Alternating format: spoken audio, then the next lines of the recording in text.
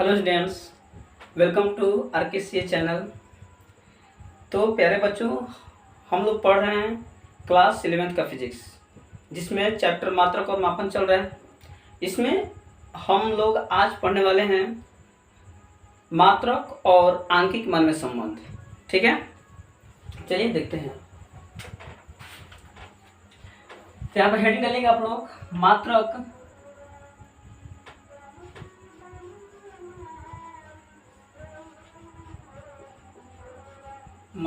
और आंकिक मान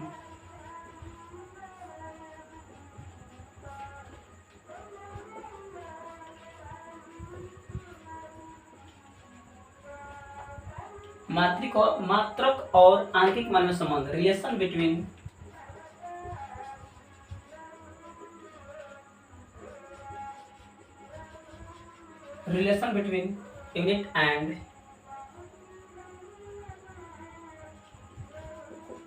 unit and numerical value.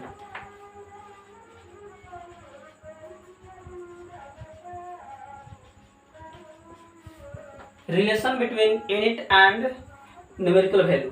ठीक है, अब देखते हैं। सबसे पहले देखते हैं कि मात्रक आप लोगों को बताया था कि वह निश्चित मानक जिसके द्वारा किसी भौतिक राशियों को तुलना की जाती है। वह निश्चित मानक जिसके द्वारा किसी दूसरे भौतिक राशि को क्या किया जाता है, तुलना किया जाता है, मात्रक कहलाता है। ठीक है, जैसे केजी हो गया, मीटर हो गया, केल्विन हो गया, ये सब के सब क्या है, मात्रक है। इसमें हम देते हैं आंकिक मान। अब यहाँ पर जैसे कि मान चलिए प्यारे बच्चों की 15 केजी, ठीक है, आंकिक मान है क्या, 15 केजी। तो 15 केजी में ये जो 15 देख रहे हो ना, ये कहलाएगा आंकिक मान, और ये केजी जो है मात्रक। ठीक है, जैसे कि मान चलो कि 2 मीटर, तब 2 मीटर में 2 कहलाएगा आंकिक मान, और ये मीटर कहलाएगा ये मात्रक। ठीक है, ये 15 या 2 इस बात को डिनोट कर रहा है कि मापन में केजी को 15 बार प्रयोग किया गया है। ठीक है, यानी 15 केजी का मतलब हुआ कि 1 केजी कितने बार, 15 बार, तब जाके 15 केजी। 2 मीटर मतलब क्या, 1 मीटर को कितने बार मापा गया है, 2 बार, इसका मतलब 2 मीटर हुआ। तो यहाँ पर आंकिक मान यह दर्शाता है कि मापन में मात्रक को कितने बार प्रयोग किया गया। ये 15, 2, मान लो 5 डिग्री सी हो गया, 5 डिग्री सी। अब यहाँ पर डिग्री सी हमारा क्या है, मात्रक होगा। या 5 केल्विन मान लो, यहाँ पर 5 केल्विन हमारा क्या है, मात्रक है। अब 5 हमारा क्या है, आंकिक मान हो गया। 5 हमारा आंकिक मान हो गया। ये तो ये सब हमारा जो तो केजी, मीटर, केल्विन, ठीक है, या 2 से अगर 5 सेकंड मान ले, 5 सेकंड, तो सेकंड हमारा मात्रक हो गया समय का। अब 5 हमारा क्या हो गया, आंकिक मान। ये सब के सब मात्रक है, और ये जो अंक जो देख रहे हो, ये हमारा आंकिक मान। ठीक है, तो आंकिक मान का अगर डिफिनेशन के बारे में बात करेंगे तो आंकिक मान किसे कहेंगे, वह मान जो यह बताए कि मापन में मात्रक को कितना बार प्रयोग किया गया। वह मान जो यह बताए कि मापन में मात्रक को कितने बार प्रयोग किया गया, आंकिक मान कहलाता है। ठीक है, अब इनके बीच में थोड़ा संबंध रख लेते हैं कि मात्रक और मापन में कैसा संबंध होता है। ठीक, अब हम देखिए, जैसे कि मान चलो स्टार्टिंग में थोड़ा समझ लेते हैं, इसके बाद में संबंध की बात करेंगे। यहाँ पर मान चले कि यहाँ पर लिख देते हैं 15 किलोमीटर। 15 किलोमीटर, ठीक है। अगर इसको मीटर में चेंज करना चाहें, यहाँ पर लिखेंगे 15,000 मीटर। ठीक, इसके बाद में अगर मीटर को सेंटीमीटर में चेंज करना चाहें तो यहाँ पर 00 और 15, इतना मतलब 15, इसके बाद में 4 जीरो, यानी 1,50,000 सेंटीमीटर, इतना हो जाएगा। ठीक है, मिलीमीटर में चेंज करना चाहे और 1 जीरो आप बढ़ा देंगे, यहाँ पर 1 जीरो, ये मिलीमीटर हो गया। तो इस तरह से अब यहाँ पर देखिए, यहाँ पर देखेंगे क्या, ध्यान दो, ये 15 हो गया, 1500, ये 1,50,000, ये मान चलो कितना हो गया, ये 15, 1 दहाई, सैकड़ा, 1000, 10,000, लाख, 10 लाख, 15 लाख, इस तरह से। ठीक है, तो यहाँ पर ये सब हमारा है आंकिक मान। ये जो अंक जो देख रहे हो, ये सब आंकिक मान। इसके बाद में किलोमीटर, मीटर, सेंटीमीटर, मिलीमीटर, ये सब के सब क्या है, मात्रक है। अब यहाँ पर अगर ये रेशियो की बात करें, ये आंकिक मान को n से, स्मॉल n से सूचित करते हैं, तो स्मॉल n ये आंकिक मान हो गया। ठीक है, इधर हम ले लेते हैं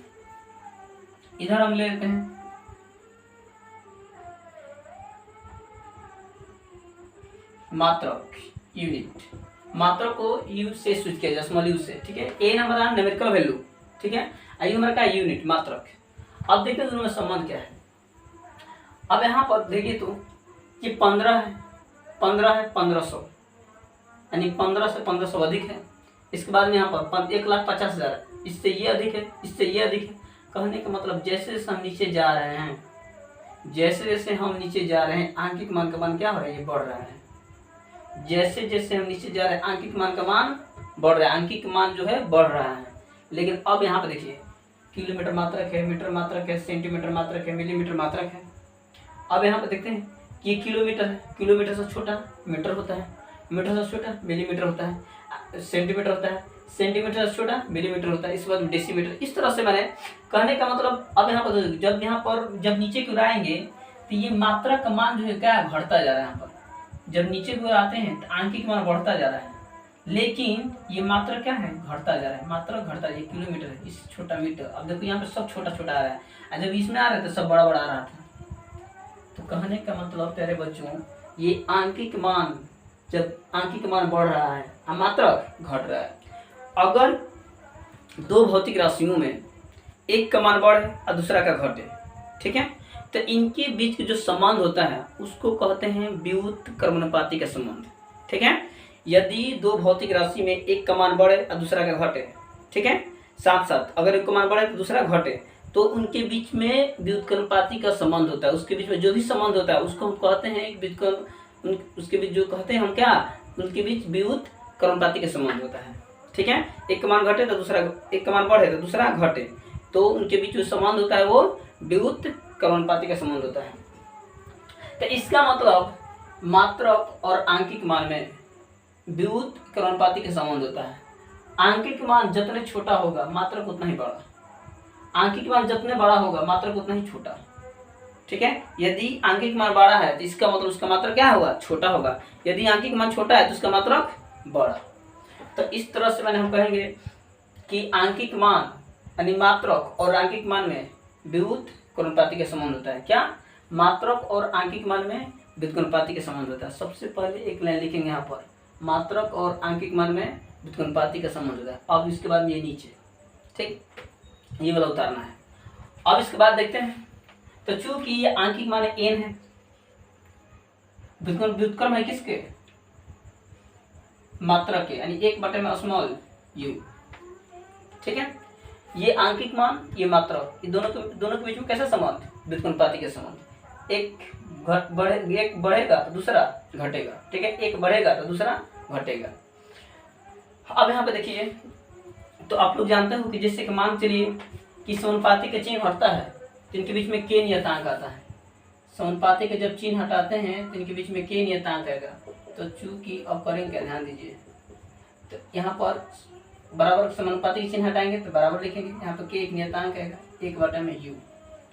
अगर क्रॉस मल्टीप्लाई कर दें यहाँ पर तो एन यू बराबर क्या हो जाएगा, के। इस तरह का के हमारा क्या है, नियतांक, लिखेंगे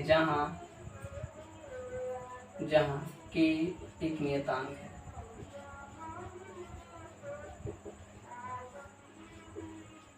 जहाँ के एक नियतांक है, इस तरह से। तो यदि कहने का मतलब, अगर थोड़ा एग्जाम्पल जैसे मान चलिए, यदि मैं आपसे बोला कि प्यारे बच्चों मैं 1 महीना पढ़ाने नहीं होऊंगा, ठीक है, मैं अप्रैल में 1 महीना पढ़ाने नहीं होऊंगा, या 1 महीना आप लोग क्लास बंद रहेगा अप्रैल में। तो मैंने बोला 1 महीना क्लास बंद रहेगा,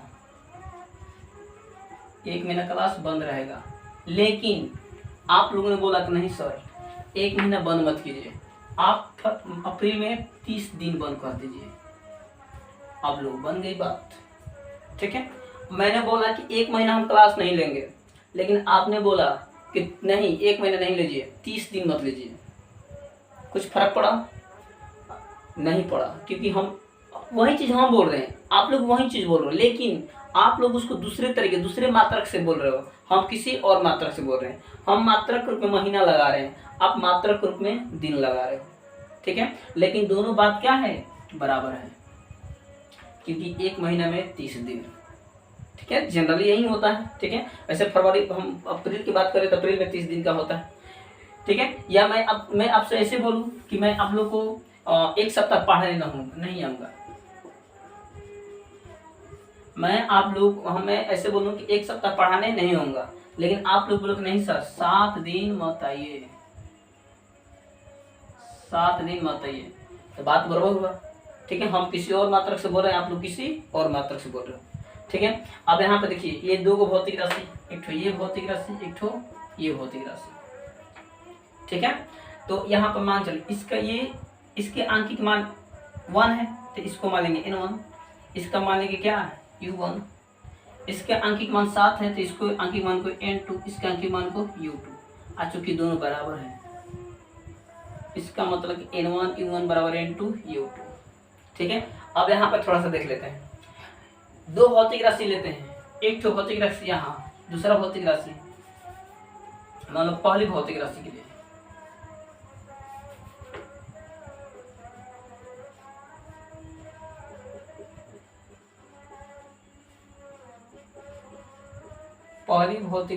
लिए जब पहली भौतिक राशि की बात करेंगे तो पहली भौतिक राशि के आंकिक मान को n1, ठीक है, और दूसरी भौतिक राशि के मान को क्या u1।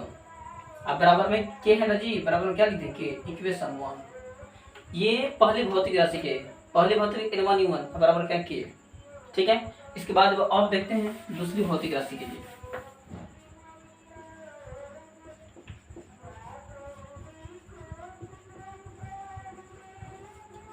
दूसरी भौतिक राशि के लिए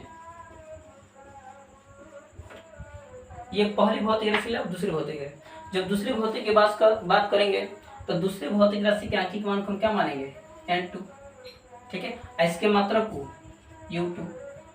दूसरी भौतिक राशि के लिए जब बात करेंगे तो दूसरी भौतिक राशि के आंकिक मान को n2 और उसके मात्रक को u2। अब बराबर क्या लिखें k, इक्वेशन 2। अब यहाँ पे देखिए k1 k2 क्यों नहीं लिखे, इसमें भी k इसमें भी k, क्योंकि k नियतांक है, नियतांक का वो बदलता नहीं है, आंकिक मान बदल जाएगा, मात्रक बदल जाएगा, बट नियतांक नहीं बदलेगा। बहुत सारे कितना हो भौतिक राशि लो, सबके लिए क्या हो जाएगा k ही रहता है। इसीलिए हम यहाँ पर k1 k2 नहीं करेंगे, k रहेगा तो k, तीसरा भी लेंगे तो उसमें भी k। अब समीकरण 1 और 2 में k बराबर, मतलब यहाँ पर RHS बराबर, तो LHS क्या हो जाएगा बराबर, तो यहाँ पर लिखेंगे समीकरण 1 और 2 से,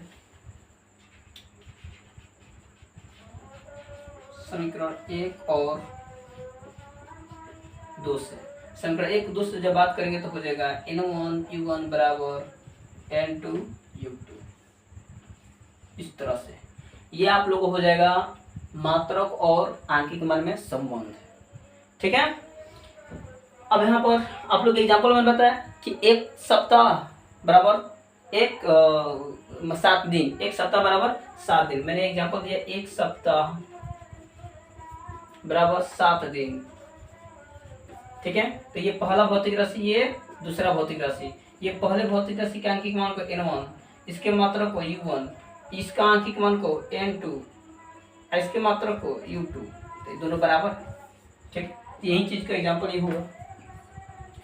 ठीक है, अब यहाँ से इसका जो उपयोग है बाबू, तो हम इसके सहायता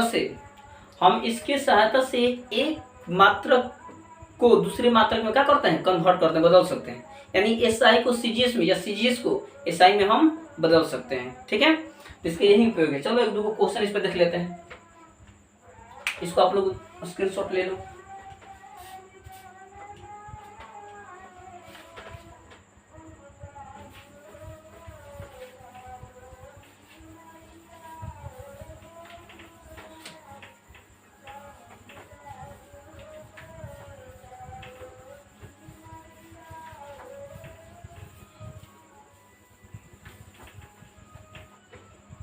अगर इस क्वेश्चन की बात करूँ तो जिससे कि मान चले कि यदि वायु या निर्वात में, यदि वायु या निर्वात में ध्वनि की चाल, यदि वायु या क्वेश्चन की बात करें यहाँ पर क्वेश्चन 1, ठीक है, यदि वायु या निर्वात में ध्वनि की चाल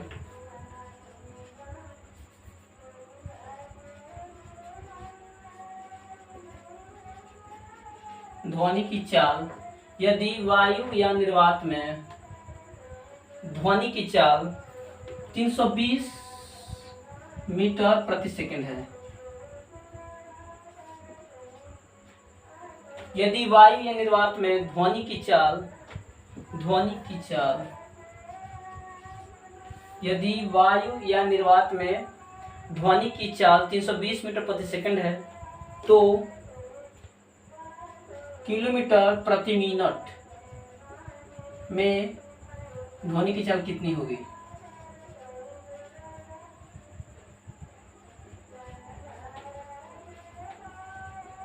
ध्वनि की चाल कितनी होगी?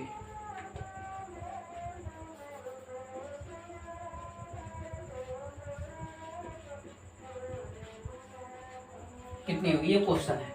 यदि वायु निर्वात में ध्वनि की चाल 320 मीटर पर सेकंड है तो किलोमीटर प्रति मिनट में ध्वनि की चाल कितनी होगी?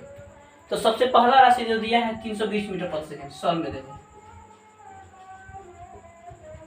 सॉल्यूशन में देखिए यहाँ पर। तो यहाँ पर क्या करते हैं, पहला भौतिक राशि इधर क्या लिखेंगे, दूसरा भौतिक राशि। पहले भौतिक राशि में देखो 320 मीटर पर सेकंड, ठीक है। और जो दूसरे भौतिक राशि कितना है, किलोमीटर पर मिनट। यहाँ पर आंकिक मान 320, यहाँ पे आंकिक मान को निकालना है।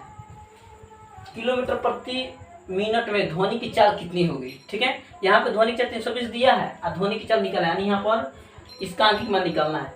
यहाँ पे देखो इसके आंकिक मान को n1 का मान दिया है 320, मात्रक u1 मीटर प्रति सेकेंड, प्रति का मतलब होता है बटा, यानी मीटर बटा में क्या हो जाएगा, सेकेंड। इसके बाद में वहां पर मान n2 निकालना है हमको। n2 क्या करना है, हम लोगों को निकालना है। वहां पर जो मात्रक दिया है u2 का मान किलोमीटर प्रति मिनट, ये मीटर है, ये मिनट है, ध्यान रखना। ये किलोमीटर प्रति मिनट है, यहाँ पर मिनट लिखिए दो, मिनट, ठीक, मिनट। चलिए स्टार्ट करते हैं। तो फॉर्मूला का भी जो डेरिवेशन हम लोग किया, n1 u1 बराबर n2 u2, इस तरह से। अब इस प्रकार का मान रखे यहाँ पर रखेंगे, ठीक है। तो n1 का मान कितना है 320, u1 का मान मीटर प्रति सेकंड, मीटर बटा में क्या हो जाएगा, सेकंड। n2 का मान निकालना है, तो n2 इसी अपनी जगह पर, ठीक है जी। इसके बाद में u2 कितना है, u2 यहाँ पर इतना किलोमीटर प्रति मिनट, यहाँ पर लिखेंगे किलोमीटर प्रति मिनट। अब हम करते क्या है, इसको थोड़ा चेंज कर लेते हैं। तो m2 का मान निकालना है, तो किलोमीटर को हम मीटर में कन्वर्ट कर सकते हैं और मिनट को किस में, सेकंड में, ठीक है। उसके बाद में जो कटने वाला एक होगा उसको कटा देंगे। यहाँ पर लिखेंगे 320,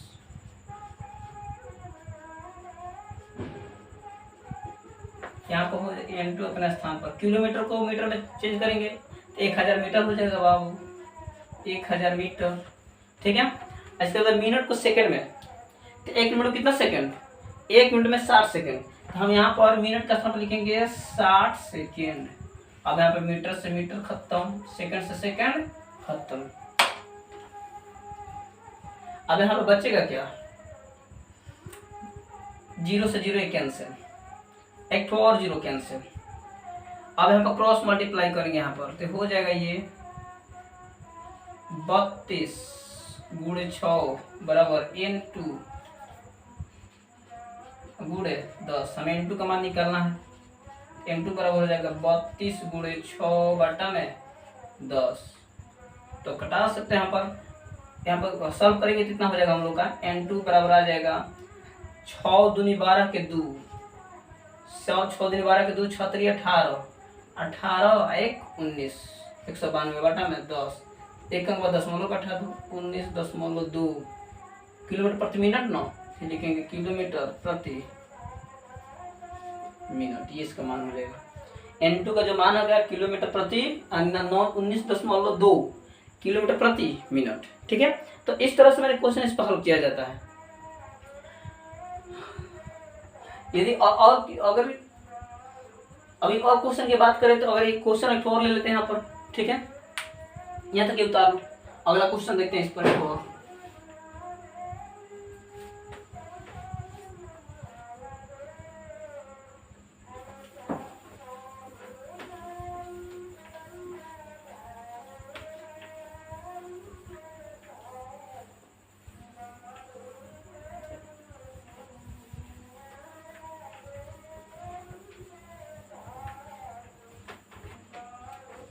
अगला क्वेश्चन जब देखेंगे क्वेश्चन नंबर 2, ठीक है।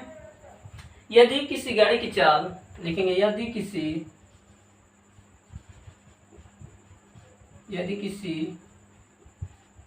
गाड़ी की चाल 20 मीटर पर सेकंड है,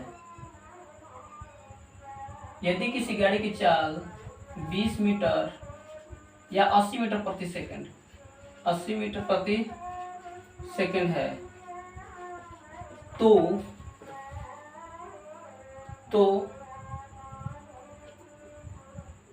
किलोमीटर प्रति घंटा में इसका मान कितना होगा? इसका मान कितना होगा?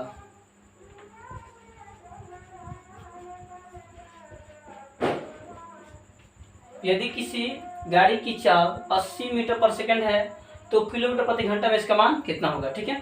तो चलो स्टार्ट करते हैं। यहाँ पर एक तो दिया है 80 मीटर पर सेकंड, ठीक है। यहाँ पर सॉल्व में देखो, एक दिया 80 मीटर पर सेकंड, दूसरा दिया है किलोमीटर प्रति घंटा।